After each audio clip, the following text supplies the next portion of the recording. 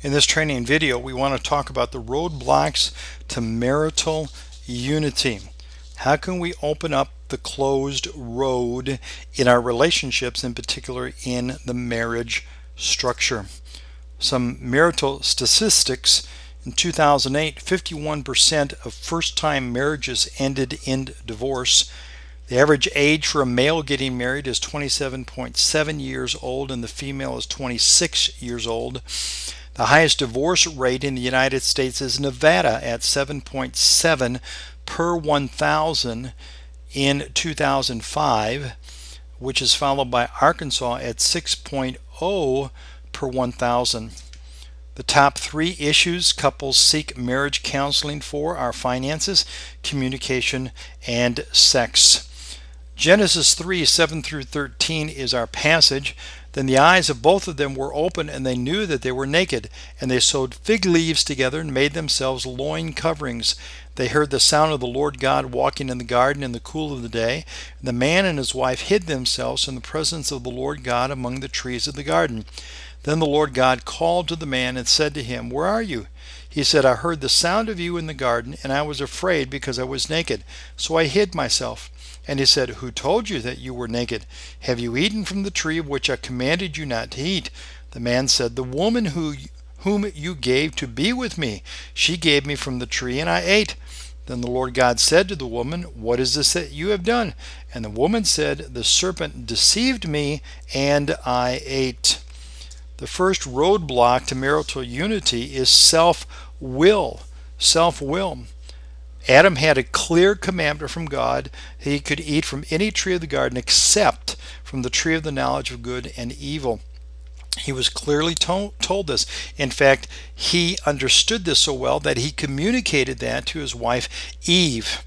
Eve related the commandment to the serpent, who challenged the fairness of God, but she added to it. But she knew the statement. And in self-will, they decided to disobey the Lord's command. God had clearly told them what they could do and what would happen if they violated his commandment. They were self-willed, and they discovered that the lies of the serpent were just that. The promises the serpent made, he could not keep. And so the first roadblock to marital unity is self-will.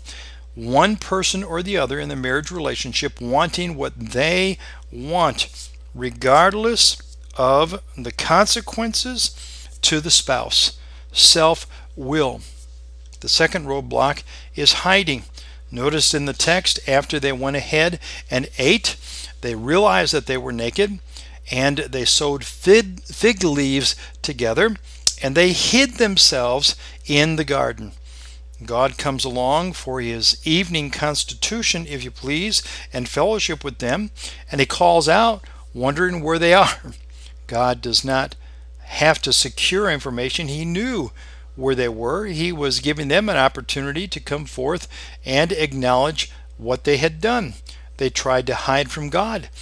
Roadblock to marital unity is people in a marriage relationship trying to hide from each other. We can hide out with the kids, we can hide out at work, we can hide out with all sorts of entertainment gizmos and gadgets, to where there is never any interaction of significance that is taking place in the family structure or between the husband and the wife. We can hide out by going to bed early, by staying up late, by being addicted to the internet. People can hide out in their relationship. They hide out because they don't want to deal with the problem. They don't want to deal with the frustration of a mate. They don't want to deal with perhaps them having to admit that they are wrong in their reactions to their mate and having to make some changes. All sorts of reasons for hiding out. Then they avoided God. Besides trying to hide from God, they avoided what the real issue was. God says, "Where have you been?" And Adam said, "Well, we were afraid of you, and that's why we hid ourselves."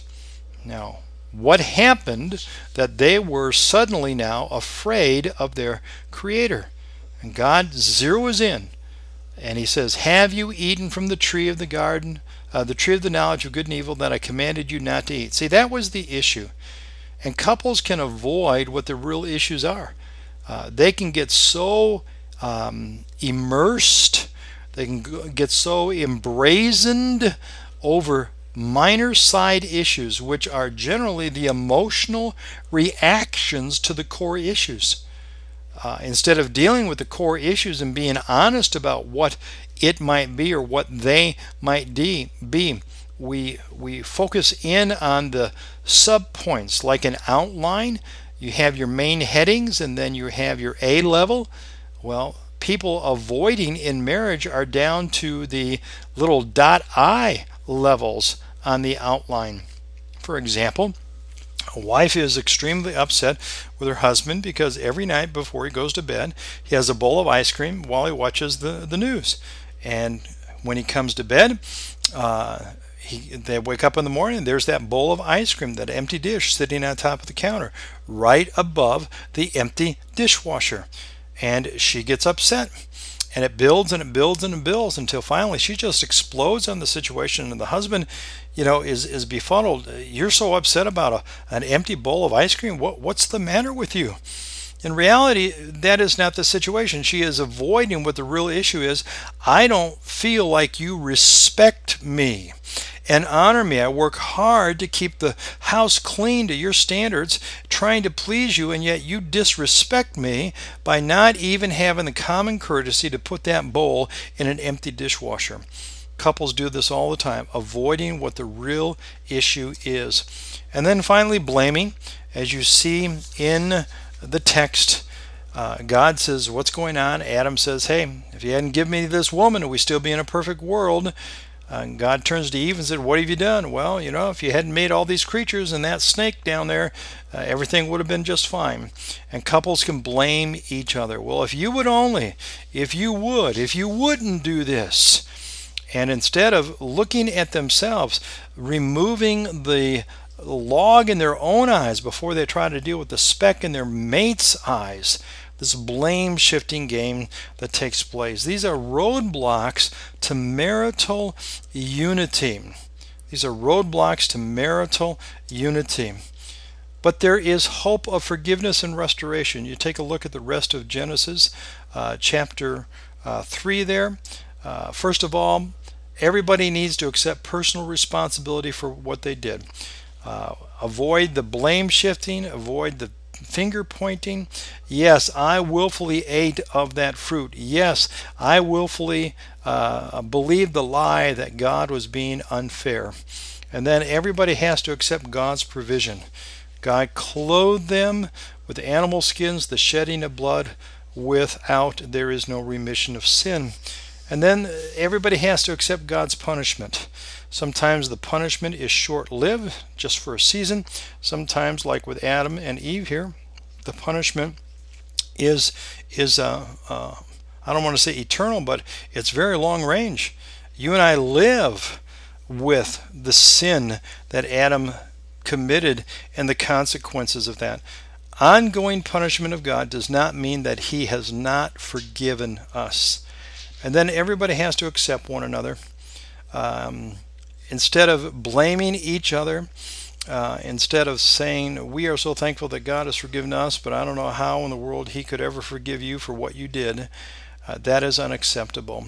So forgiveness and restoration is clearly outlined in the last few verses that speak about Adam and Eve being cast out of the garden. That in itself was an act of mercy and grace by God in the midst of punishment. A resource that I would recommend is Strengthening Your Marriage by Wayne Mack. Very good chapters in here: purpose of marriage, man's roles, wife's roles, communication, child raising, finances. And there is a very detailed Bible study at the end of each one of those chapters. A good way to do what the title of the book says: Strengthening Your Marriage. For more information about Mount Carmel Ministries on the World Wide Web, go to www.mountcarmelmin.org.